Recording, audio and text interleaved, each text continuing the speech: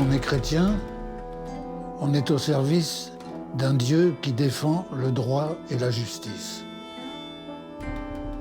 Si on a lu la Bible, on sait que c'est un refrain qui revient tout au long de la Bible. La défense de l'opprimé, la défense du droit, la défense de la justice. Et je pense que dans la situation de la guerre d'Algérie, c'est ça qui nous a motivés.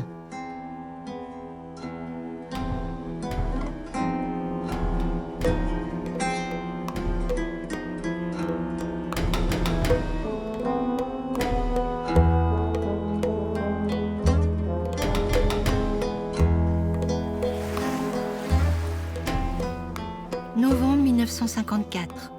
La guerre d'Algérie éclatait au grand jour. Elle emporterait sur ses traces des drames terribles qui déchireraient les communautés. Quelques Européens comprendraient les revendications du peuple algérien. D'autres recevraient avec stupéfaction la violence inouïe du conflit. Fille de petits pieds noirs, des échos me parviendraient, tous empreints d'amour pour ce pays et ces gens d'Algérie avec lesquels des amitiés avaient résisté. J'écoutais les récits, recevais les larmes, les souvenirs, les rires ou les colères, et découvrais un jour, bouleversé, l'histoire de prêtres qui s'étaient engagés pour l'indépendance. Certains avaient été accusés d'atteinte à la sécurité, emprisonnés, poursuivis. La réalité était tellement plus subtile pourtant.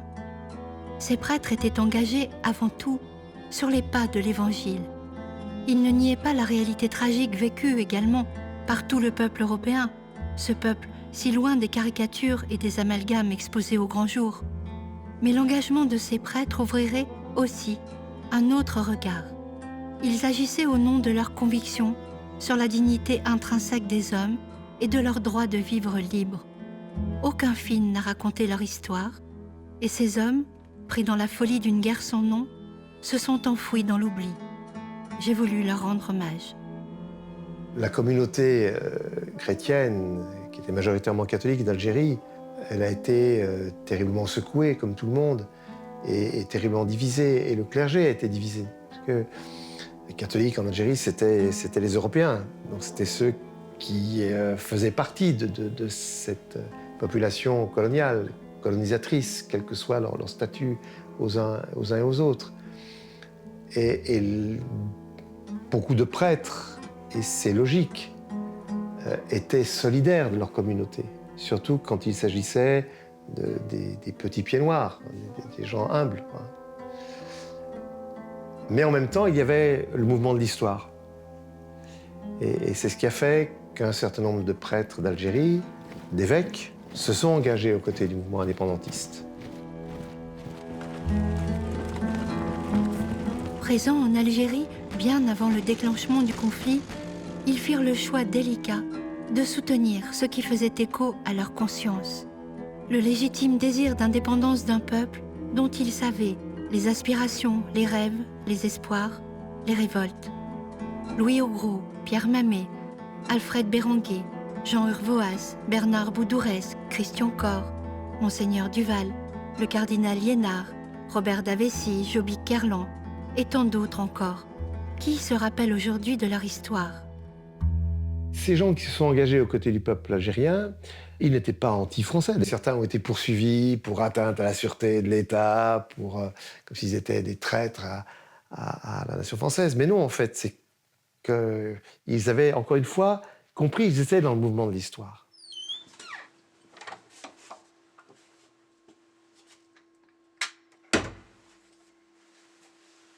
Ces prêtres n'ont aucunement voulu nuire à leur pays, encore moins, comme l'ont imprimé certains journaux, collaborer à des actes criminels. La mission de France a constamment rappelé qu'elle réprouve le terrorisme. Reste que ces prêtres ont voulu considérer les Algériens comme des frères, que Dieu notre Père à tous nous demande de comprendre, d'aimer, donc d'aider. Ils ont voulu ainsi leur manifester le vrai visage de l'Église, c'est-à-dire son amour pour tous les hommes, qui se traduit par la fraternité, le respect des autres, la promotion de la justice et de la paix. Oh, combien de petits pieds noirs auraient aimé poursuivre ces sentiers d'amitié et de confiance qu'ils avaient tissés avec leurs amis algériens au fil du temps, au fil des galères partagées, solidaires bien souvent, dans une vie précaire et chaleureuse, insouciants face à la révolte grandissante qui se muait loin d'eux encore hier et arrivait aujourd'hui dans leur présent, avec la fulgurance d'une insupportable évidence. Car, loin de leur regard, bien d'autres réalités existaient, des injustices profondes, tissées elles aussi au fil du temps, et que la guerre désormais faisait apparaître. Moi, je crois qu'on a une vision assez fausse de qui étaient les Européens d'Algérie. La majorité des Européens d'Algérie, c'était des petites gens, c'était des pauvres. C'était même des gens qui avaient été proscrits, pour certains d'entre eux, au moment de la Commune, en 1871. Après l'écrasement de la Commune, il y a des révolutionnaires, anarchistes, socialistes, qui sont exilés en Algérie. Il y avait beaucoup de gens qui venaient d'Espagne. Toute une partie de la région d'Oran était une région peuplée de gens d'origine espagnole. Il y avait des gens de Malte, d'Italie, il y avait beaucoup de gens très pauvres. Il y avait des Suisses qui avaient immigré en Algérie, qui étaient des pauvres Suisses. Donc il y avait une population très modeste, qui après a été encadrée par des gens qui, eux, avaient des intérêts, et qui n'étaient pas forcément en Algérie d'ailleurs, qui étaient dans l'Hexagone. Et ils ont été emmenés dans on pourrait dire le système colonial qui était pensé d'abord à Paris. On a fait en sorte que les Européens, malgré eux peut-être, se sont retrouvés à part des musulmans. Et quand il y a eu la revendication indépendantiste, eh bien eux, parce qu'ils étaient français et que leur père, grand-père était né là, ils se sont retrouvés contre le mouvement indépendantiste majoritairement, quoi. Il y a eu quelques pieds noirs qui ont été avec le mouvement indépendantiste, mais ça a été très minoritaire. Donc je crois qu'il faut avoir ça à l'esprit, la complexité de cette colonisation de peuplement de l'Algérie, ou ce peuplement de colonisation de l'Algérie, et pas le regarder de manière manichéenne. Et malheureusement, la guerre après durcit les choses. Et puis les attentats, la violence, le cycle de la violence a fait qu'à un moment donné, la séparation était inévitable. Aucun être humain ne veut la guerre, les massacres, les trahisons. Aucun être humain ne veut subir l'injustice. Et en Algérie, chacun croyait de bonne foi à la légitimité de ses actes. Alors, dans ce conflit à l'issue pourtant inéluctable, des êtres humains tuaient d'autres êtres humains, les massacraient, les torturaient. Pris en étau dans cet insupportable engrenage de violence, les prêtres rappelés et les séminaristes appelés alertaient avec force leur hiérarchie sur ce qui était en train de se passer sous leurs yeux. Nous abordons enfin le sujet le plus immédiatement douloureux pour nous, celui de notre présence sacerdotale dans cette guerre. Cette présence, un silence obligé, nous semble trop souvent une approbation tacite de ce que nous venons de décrire, tant aux yeux des chrétiens qui nous entourent qu'au regard de la population musulmane qui a les yeux fixés sur nous, prêtres. Plusieurs d'entre nous en débattent dans des situations inextricables, pris entre la solidarité qui les lie à des camarades de combat et la proclamation de la vérité évangélique, qui reste notre souci profond. Ce n'est pas un engagement dans une demi-mesure. Voilà. Ce n'est pas un engagement dans une demi-mesure. Parce que la demi-mesure pourrait être dans un acte, je ne sais pas quoi, charitable.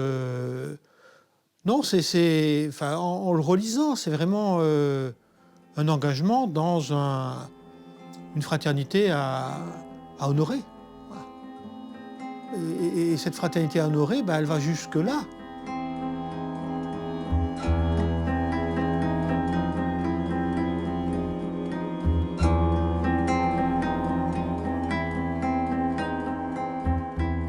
Ce sont des gens qui vont faire des enquêtes sociologiques dans les quartiers, qui vont créer des associations. Joby Kerland, très vite, il crée une association qui s'appelle Entraide fraternelle, et dans laquelle participe l'imam de Soukaras et le rabbin. Donc du coup, ils créent des liens. Ils créent des liens avec... et ils ont une connaissance de la société. Par exemple, Joby Kerlan, il est très proche de Badji Mokhtar. Badji Mokhtar, c'est un militant nationaliste. Il a été arrêté en 1950, il a été torturé, il a subi le supplice de la baignoire, la gégène. Il rencontre Joby Kerlan en 1953. Il raconte en fait son histoire et ce qu'il vit, et il lui dit que de toute façon, ses aspirations nationalistes maintenant n'ont plus de limites. Et Badji Mokhtar va faire partie de la réunion des 22, du Comité révolutionnaire d'unité et d'action, qui décide le déclenchement de l'insurrection le 1er novembre 1954. Donc c'est déjà vraiment quelqu'un qui est au fait de la guerre, et il est très ami avec Joby Kerlan.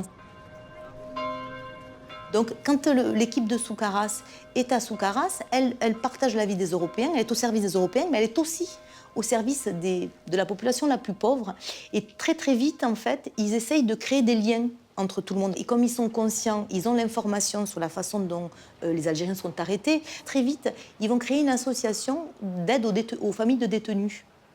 Donc, du coup, ils récoltent des médicaments, ils font de l'aide pour trouver des logements, ils font une aide un peu concrète. Et ça, c'est assez mal perçu par par une partie de la population de Soukaras. Pas par tout le monde, mais par vraiment une partie. Et très vite, ils vont être dans le collimateur du maire, du commissaire de police. Et très vite, on va les accuser un peu de servir de base logistique des militants FLN. Et puis les sermons, ils sont assez virulents dans leurs sermons. Ils appellent à la fraternité avec la communauté musulmane. Ils dénoncent les violences dont la communauté musulmane est victime. Et ça, c'est perçu comme une forme de trahison. Donc si bien qu'au mois d'avril 1956, il y a une mesure d'expulsion. On leur demande de quitter le presbytère. Donc l'équipe est composée de Joby Kerlan, de Louis Augros, le premier supérieur du séminaire de Lisieux, et de Pierre Mamet. Donc ils sont expulsés au départ, pour leur activité plus politique que religieuse. Donc ils seront largement soutenus par leur évêque et par l'évêque de la Mission de France, par Monseigneur Liénard. Mais ils sont quand même expulsés. On leur demande de quitter le territoire.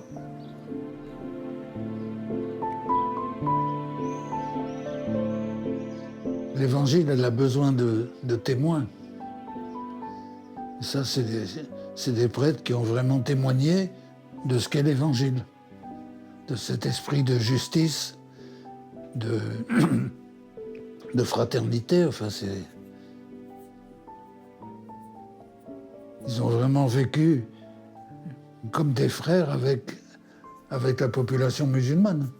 Moi, je n'y étais pas, hein, mais je pense que ces prêtres qui tenaient des paroisses qui étaient fréquentées par des Européens, c'est pas les musulmans qui allaient dans l'église, mais je pense qu'ils s'en tenaient à une position justement d'annoncer l'évangile, et qui n'était pas une position politique, c'était une position évangélique, qui était comprise par un certain nombre d'Européens d'ailleurs. L'expulsion des prêtres de Soukaras a une portée considérable, car c'est la première fois que des prêtres catholiques sont présentés comme des complices des félagas. La presse s'empare de l'événement, et la police, craignant un soulèvement, avertit la communauté musulmane que 13 de ses membres seront fusillés au moindre mouvement. Le cardinal Liénard fait paraître une déclaration de soutien à ces prêtres. Le rôle d'un prêtre, c'est d'être avec les gens.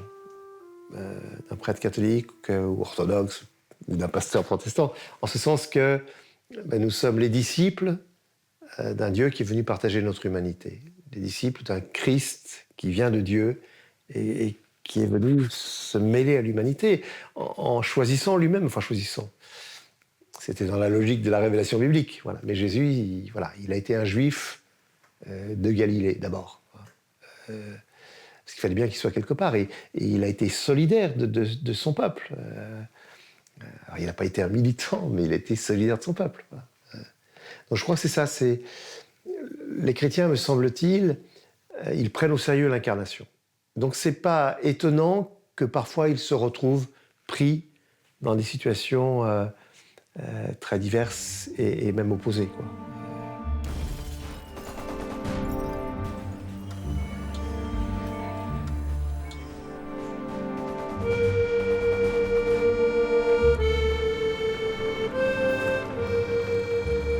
Comme nous sommes incarnés, on ne peut pas être incarné de partout. J'ai connu des prêtres qui étaient les enfants de Pied-Noir, mais c'est sûr que ils sont incarnés Pied-Noir, d'une certaine manière. Voilà. Je pense que c'est important, l'incarnation. Mais ce qui est important aussi, c'est que, quelle que soit notre incarnation, nous sachions être toujours attentifs aux appels de l'Esprit de Dieu et que nous essayons à chaque fois d'être disciples. Voilà. Parce que le chrétien, c'est être disciple. C'est celui qui met ses pas dans ceux de Jésus.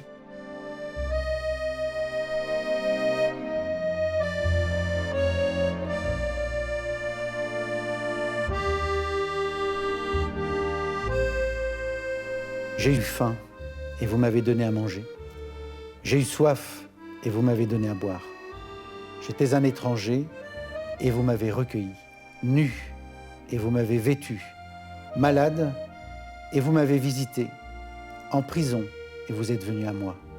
Alors les justes lui répondront, « Seigneur, quand nous est-il arrivé de te voir affamé et de te nourrir, assoiffé et de te donner à boire? Quand nous est-il arrivé de te voir étranger et de te recueillir, nu et de te vêtir? Quand nous est-il arrivé de te voir malade ou en prison et de venir à toi ?» Et le roi leur répondra, « En vérité, je vous le déclare, chaque fois que vous l'avez fait à l'un de ces plus petits, qui sont mes frères, c'est à moi que vous l'avez fait. »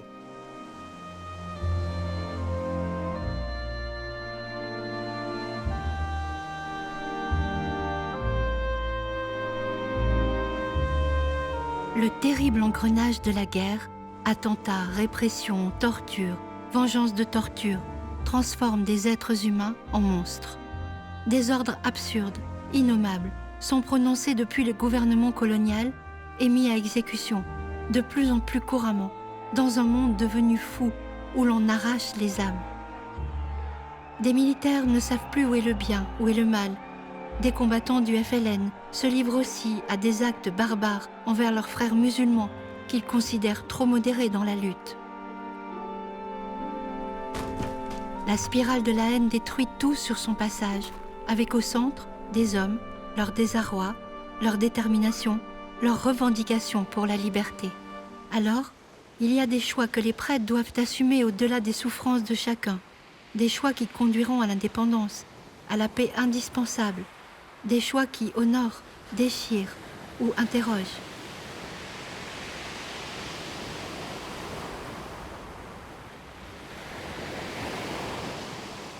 L'Église de France a été profondément marquée par la guerre d'Algérie.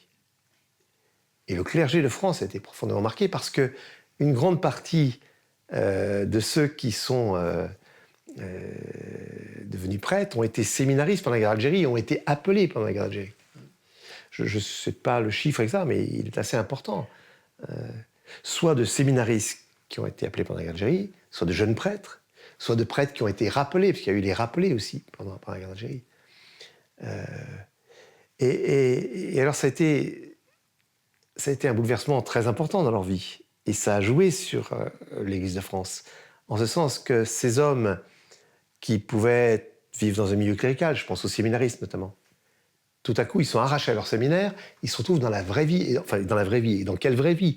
Dans la violence, dans la guerre, dans la peur de la mort, dans des situations où parfois ils doivent faire des choses qui vont contre leur conscience.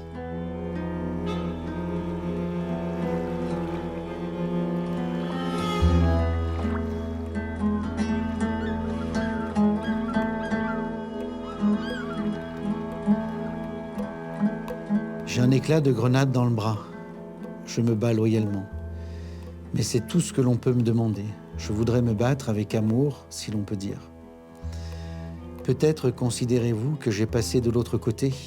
Je n'ose plus écrire à Ahmed, car j'ai honte de lui parler comme autrefois en ami. J'ai tiré sur ses frères et mes amis. Expliquez-lui tout, vous. Dites-lui de ne plus m'en vouloir. J'ai voulu protéger la vie des copains. Je ne sais si je dois regretter d'avoir tiré. Priez pour moi, car ça devient terrible. Paul.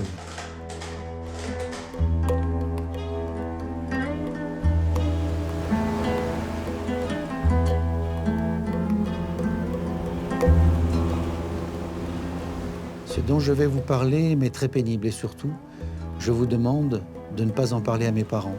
Il se ferait trop de bile. Le 30 décembre, nous sommes tombés dans une embuscade. 3 copains ont été tués, 2 autres blessés. J'ai blessé un Algérien qui était en train de tirer sur les copains. Il a été fait prisonnier par la suite et maltraité, puis achevé. C'était atroce de voir les nôtres s'acharner sur ce pauvre gars. Puis le douar, au-dessus, a été cerné. Et 4 hommes, dont 2 innocents, j'en suis certain, ont été tués. Vous ne pouvez pas savoir ce que ça m'a bouleversé. Chaque fois que j'y pense, ça me rend malade.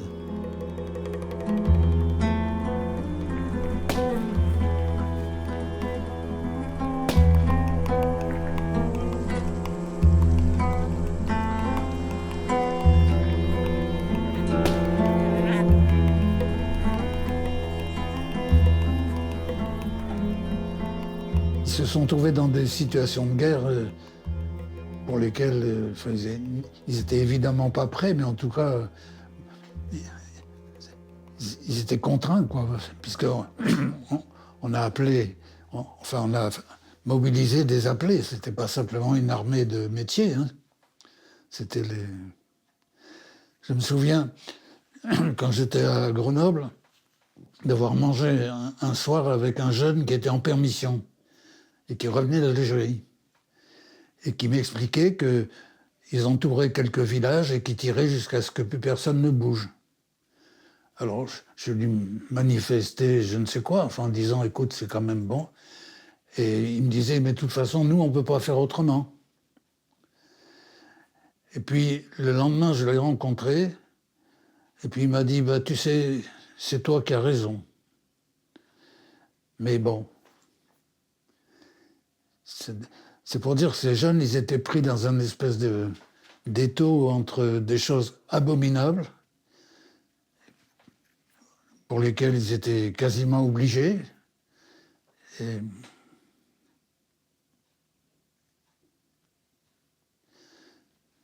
d'ailleurs, on a souvent dit que les jeunes appelés qui revenus en France ne parlaient pas de leur guerre d'Algérie. Ils restaient bloqués sur ce qu'ils avaient vu, ce qu'ils avaient plus ou moins fait. Et c'était comme un sujet un peu tabou. Ils ne se sentaient pas pour en parler.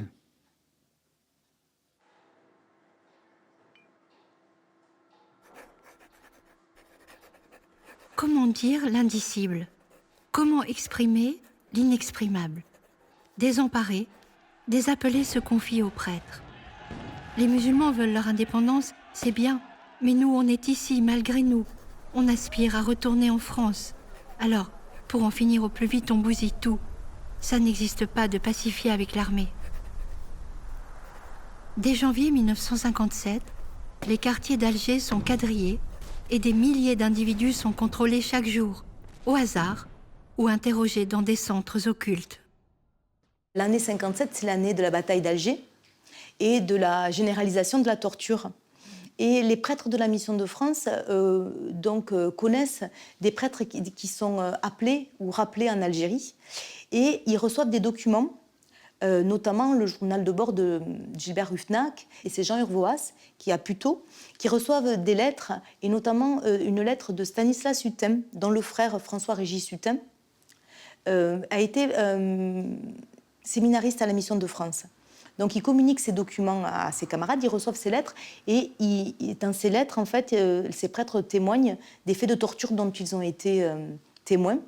Et notamment, Stanislas Hutin, il raconte que dans une des opérations à laquelle il a participé, ils ont arrêté un Algérien et son fils d'une douzaine d'années, et que dans la nuit, ils ont entendu hurler, et qu'ils ont imaginé que le papa était torturé. Or, le matin, ils ont appris que c'était l'enfant qui hurlait. Donc, ils sont très, très choqués de ces faits que l'armée française puisse pratiquer de la torture, que certains membres de l'armée française puissent pratiquer la torture. Et du coup, ils l'écrivent à leurs camarades de la Mission de France.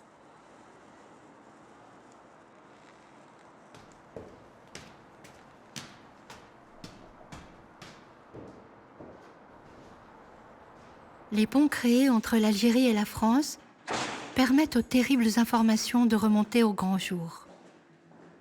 Dans une brochure éditée par le Comité de résistance spirituelle, les prêtres recopient les mots des soldats désemparés et les font circuler pour réunir tous les catholiques, alors que la guerre les divise de plus en plus profondément. Les 24 documents réunis sous le titre des rappelés témoignent sont des journaux de bord, lettres, notes, de jeunes soldats livrant leurs poignants récits de guerre, leur peur, leur ennui, leur désarroi face à la torture. Bien là, j'étais en train de retrouver une lettre aux communautés de la Mission de France dans laquelle se situe une réflexion qu'on avait eue en 1958 sur le problème de la torture. Une réflexion pastorale.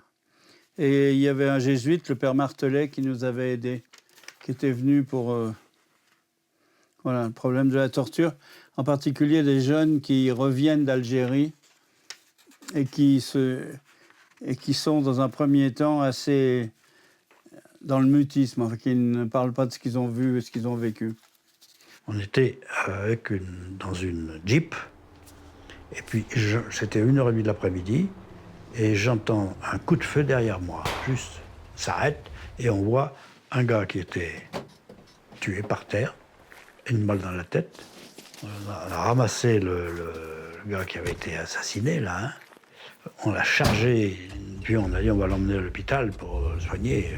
Et il y a eu un moment où la Jeep, qui n'est pas très bien, pas rembourrée, elle a fait un sursaut, la tête du gars que je tenais à la machine, et sa cervelle est tombée sur mon pantalon. Je suis remonté chez moi, dans ma piaule, parce que je trouvais c'était tellement, comment dire, horrible que j'ai rien dit. Cette scène-là, pour moi, elle a été... je l'ai enterrée 40 ans. Quand elle est ressortie, elle était intacte.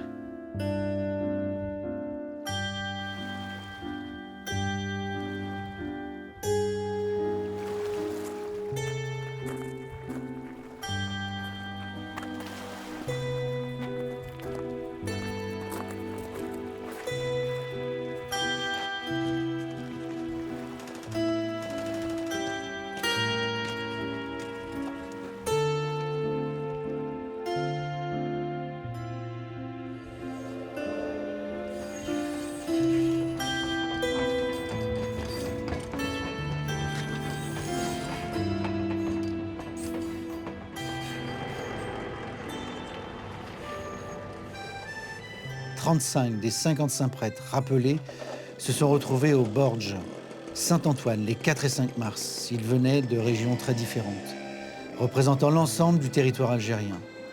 Ils ont décidé unanimement la rédaction de ce texte, pensant qu'il était de leur devoir de faire savoir dans quelle situation, trop souvent douloureuse et souvent périlleuse pour la foi, ils se trouvent.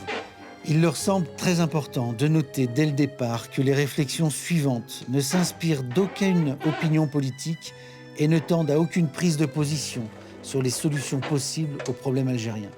C'est très délibérément et très nettement sur le plan sacerdotal et pastoral qu'ils veulent se placer. Ce sont les inquiétudes concernant les valeurs morales et religieuses engagées dans les événements présents qu'ils veulent transmettre. En Algérie, les positions des prêtres sont de plus en plus délicates, relayées par une presse qui déforme et des drames humains de part et d'autre, si souvent gardés sous silence. Des généraux français accusent l'évêque d'Alger, Monseigneur Duval, de traîtrise et demandent son rapatriement. Certains Européens exaspérés le surnomment Mohamed Duval. D'autres, qui le soutiennent, racontent combien il faisait le lien comme un vrai chef, disant tout simplement « Suivez-moi avec courage et confiance ». Moi, j'ai bien connu le cardinal Duval. C'était pas du tout C'était pas un progressiste, au sens où on pourrait l'entendre. Mais il a compris que le mouvement de l'histoire, c'était l'indépendance du peuple algérien. Quand bien même l'Algérie avait un statut spécial de 3 départements français depuis longtemps. Mais l'Inde était devenue indépendante. La plupart des pays colonisés par la France, en Afrique noire, étaient devenus indépendants. Le Maroc était devenu indépendant. La Tunisie était devenue indépendante. Donc l'Algérie, c'était inéluctable. Voilà.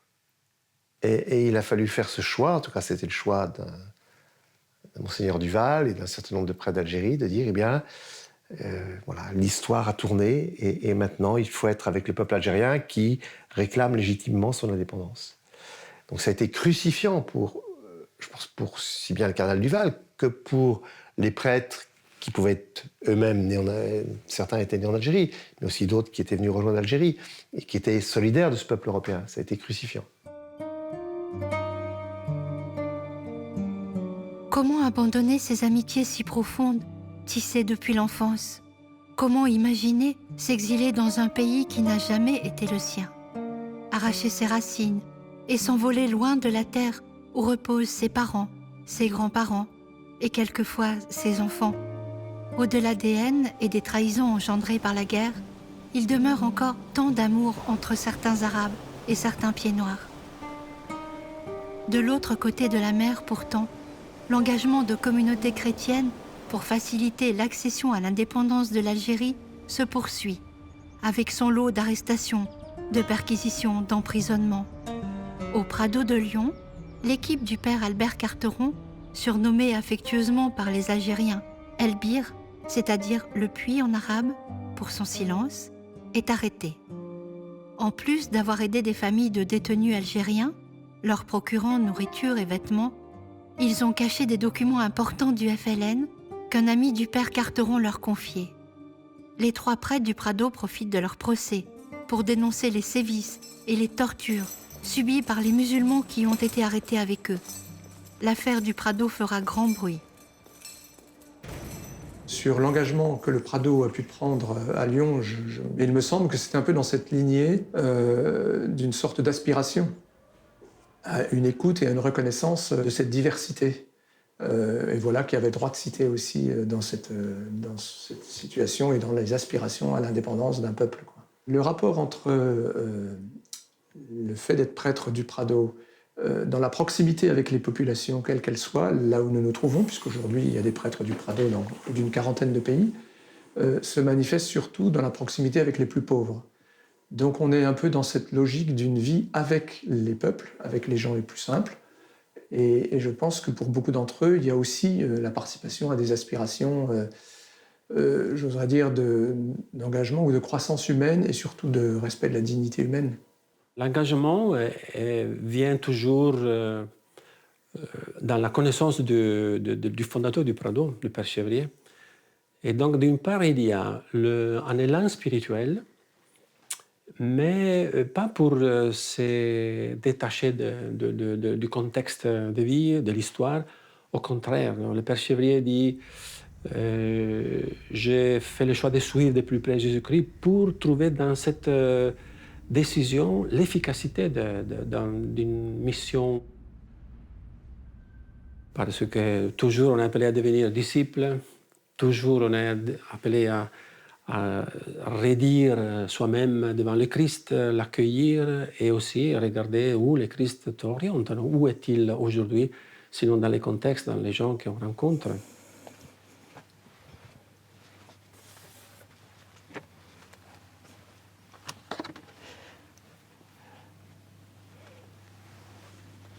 L'échange, la rencontre avec les autres, c'est eux qui me parlent de Dieu aussi. C'est-à-dire que découvrir Dieu, alors on le découvre, j'allais dire pour moi la place de la parole est importante, mais s'il n'y a pas une rencontre avec les gens de notre quotidien, moi j'aime beaucoup une femme qui s'appelle Madeleine Delbrel qui disait c'est dans la vie ordinaire aussi qu'on avance et qu'on découvre ce Dieu. Il n'y a pas Dieu d'un côté et les hommes de l'autre, c'est les autres qui me parlent de Dieu. C'est pour ça que la rencontre est importante aussi. Et ils en parlent aussi avec leur révolte, leur souffrance. Et ça fait pour moi un Dieu qui est incarné dans ces souffrances des hommes et des femmes. C'est-à-dire que Dieu n'est pas comme une puissance au-dessus de moi. Enfin, c'est à travers ce que vit chacun que je découvre qu'il y a un Dieu qui va être présent à ce qui fait nos vies. Il y a des lieux où souffle l'esprit, mais il y a un esprit qui souffle en tout lieu. Il y a des gens que Dieu prend et met à part. Il y en a d'autres qu'ils laissent dans la masse, qu'ils ne retirent pas du monde. Ce sont des gens qui font un travail ordinaire, qui ont un foyer ordinaire ou sont des célibataires ordinaires. Des gens qui ont des maladies ordinaires, des deuils ordinaires. Des gens qui ont une maison ordinaire, des vêtements ordinaires. Ce sont les gens de la vie ordinaire, les gens que l'on rencontre dans n'importe quelle rue. Ils aiment leurs portes qui s'ouvrent sur la rue, comme leurs frères invisibles au monde aiment la porte qui s'est refermée définitivement sur eux. Nous autres, gens de la rue, croyons de toutes nos forces que cette rue, que ce monde où Dieu nous a mis, est pour nous le lieu de notre sainteté. Nous croyons que rien de nécessaire ne nous y manque, car si ce nécessaire nous manquait, Dieu nous l'aurait déjà donné. Ce Dieu auquel on croit, il est quand même un peu dérangeant. Il fait le choix des petits et des pauvres, voilà, et il fait le choix de l'abaissement et du service. Comment, dans la construction d'une société, ça s'est revisité, quoi. Et ceux qui ont vécu en Algérie, mais bien ailleurs, en France aussi, c'est cette ligne-là qu'ils ont engagée. Dans la rencontre de la culture et des personnes, en recevant d'eux, nous informant et nous questionnant, nous permettant de nous questionner différemment sur l'enjeu de la foi et le sens de l'existence.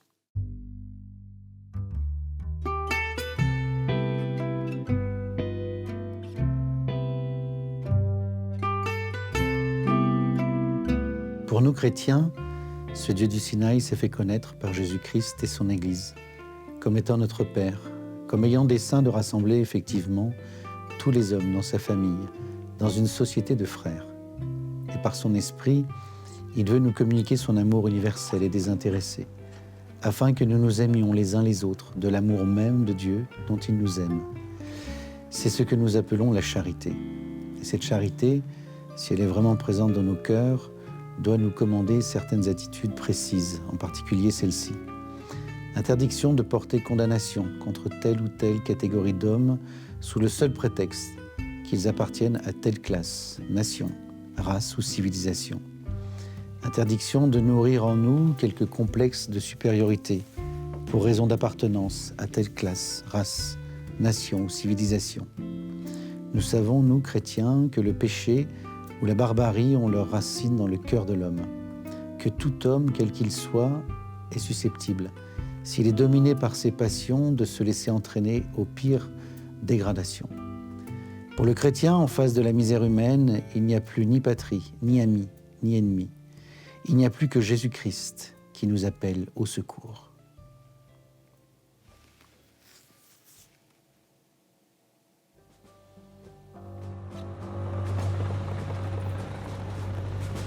La guerre tue, déchire, torture, désespère. La guerre, avec ses drames où les humains sont quelquefois devenus de simples pions sur un échiquier inutile. Des prêtres venant de différentes communautés refusent de partir. Plutôt l'insoumission que de participer à cette hypocrite et criminelle pacification, terme toujours employé par le gouvernement français.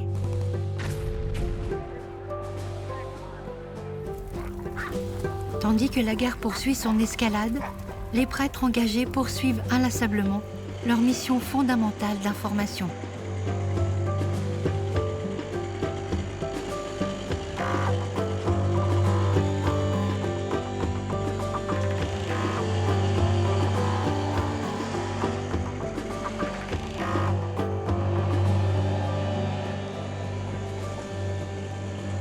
Ce qui est important, c'est qu'à la Mission de France, il y a effectivement des éléments à l'avant-garde du combat, qui ont la connaissance de la réalité et qui veulent agir.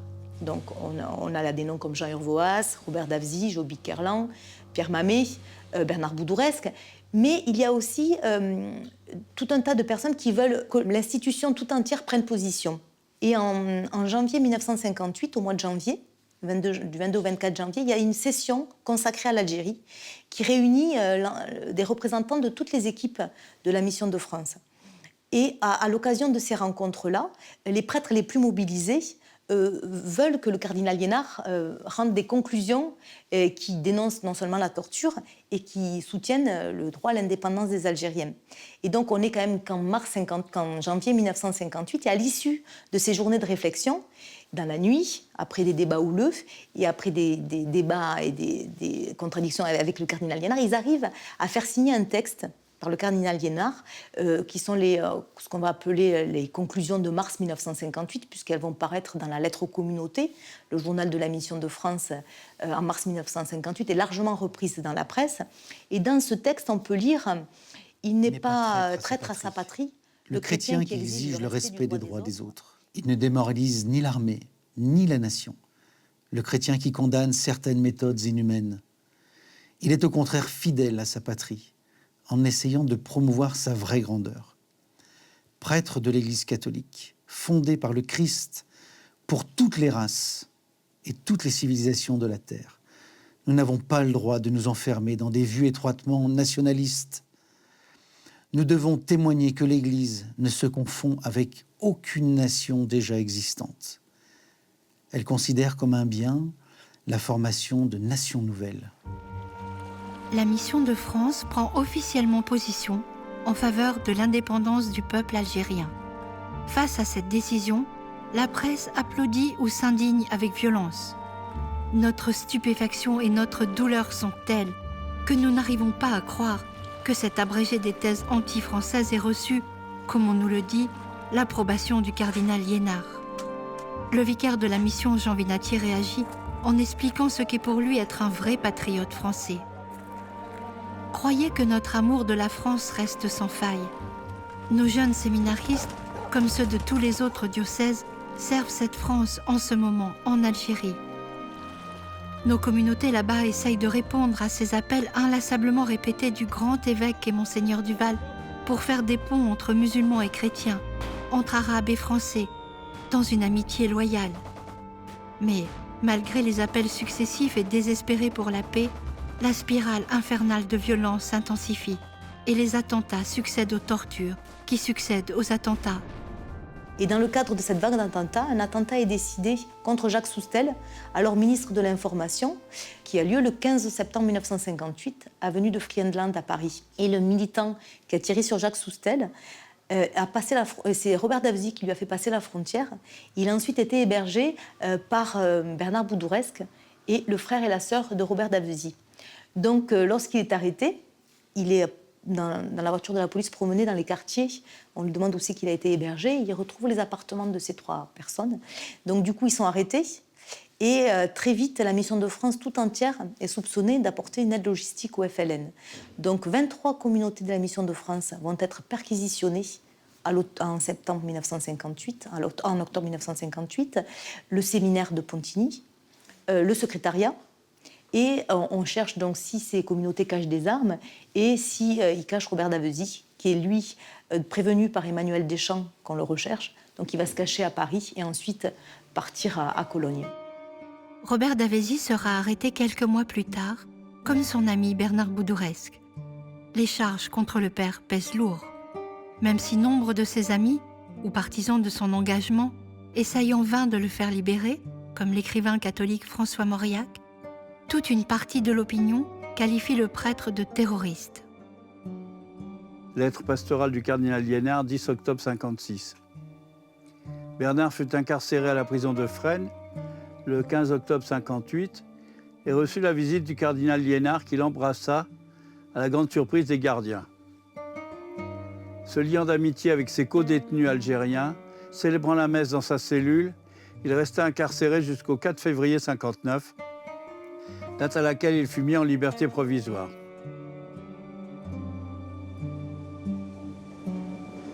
Les procès des chrétiens progressistes se succèdent en cascade, comme celui du père Jean-Claude Barthès, vicaire dans la banlieue d'Alger, qui avait hébergé un jeune nationaliste algérien échappé d'un camp de regroupement. Il portait encore des traces de torture, ou Joby Kerlan, arrêté pour son action en faveur des nationalistes et accusé d'avoir dactylographié et renéoté un tract à la demande du responsable FLN, Mohamed Rabiaï. Ou encore Pierre Mamet qui, venu à la barre lors du procès d'un combattant FLN, Mohamed Ben Sadok, soutient publiquement le condamné et fait une déclaration spectaculaire. Si je suis là, c'est parce que je me sens directement liée à Mohamed Ben Sadok, sans pour autant l'avoir jamais connu. Liée à lui, parce que dans ma chair, il y a tous ceux que j'ai connus, tous ceux avec qui j'ai travaillé et que j'ai aimé. Tout ce qui touche à l'Algérie me touche. Le complot des chrétiens progressistes devant le tribunal des forces armées attise les passions. Monseigneur Duval intervient dans les procès pour défendre ces chrétiens, tandis que, de l'autre côté de la Méditerranée, les réunions clandestines se poursuivent pour alerter inlassablement sur la monstrueuse réalité de la guerre. Qu'est-ce que cela sera quand nous serons partis et que nos officiers auront la main haute sur eux? Encore un témoignage d'un séminariste qui montre que tant qu'on est présent au milieu d'eux, je dirais l'image du séminariste, l'image du prêtre, elle interpelle quand même les soldats qui se disent « mais jusqu'où je peux aller, ou jusqu'où je n'irai pas ?»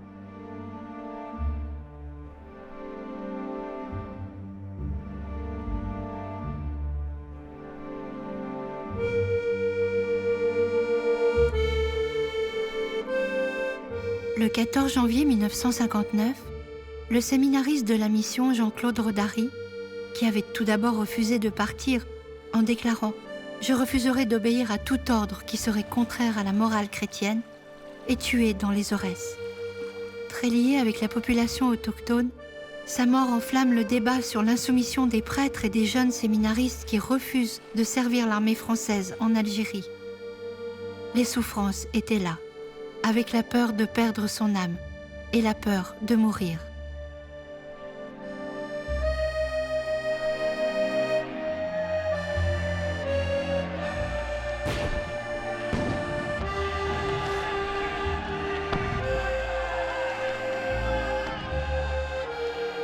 Quand même, le climat a été extrêmement difficile parce qu'on était dans le climat de peur.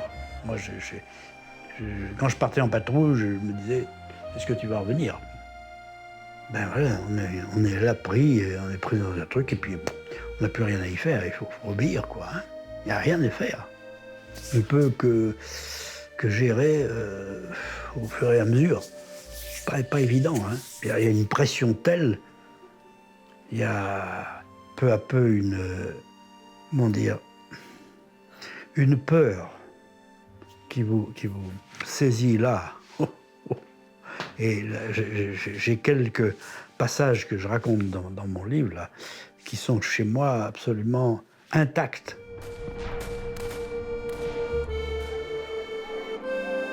Les larmes, les déchirures, les trahisons, les massacres, les tortures, les exactions sanglantes, les attentats qui répondaient aux attentats, les jeunes vies fauchées en pleine course. Tous ces drames auraient-ils pu être évités si la parole de ces prêtres avait été mieux comprise? Une parole qui se voulait avant tout un hymne à l'amour et au respect du plus petit d'entre nous. Un appel désespéré à ce qui devrait toujours lier les peuples du monde entier à travers les âges. L'appel de la paix.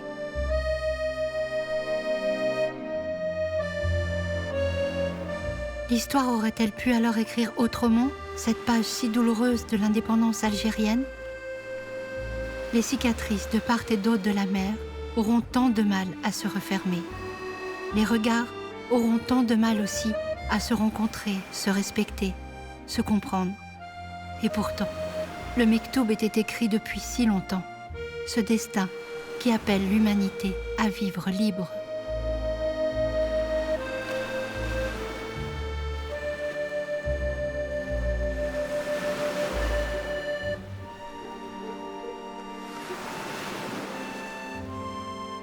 Enfin, c'est une belle page d'histoire de l'Église. Une Église qui témoigne de sa foi en faveur des opprimés, quoi. Alors effectivement, on peut les critiquer en disant qu'ils prennent des positions de gauche ou des positions politiques. Pour qui a lu la Bible, la question de justice, de défense, selon les mots qui reviennent toujours, la défense de la veuve, de l'orphelin et de l'étranger, C'est fondamental dans la Bible. Je dirais à toutes les pages, on retrouve ça. C'est un choix.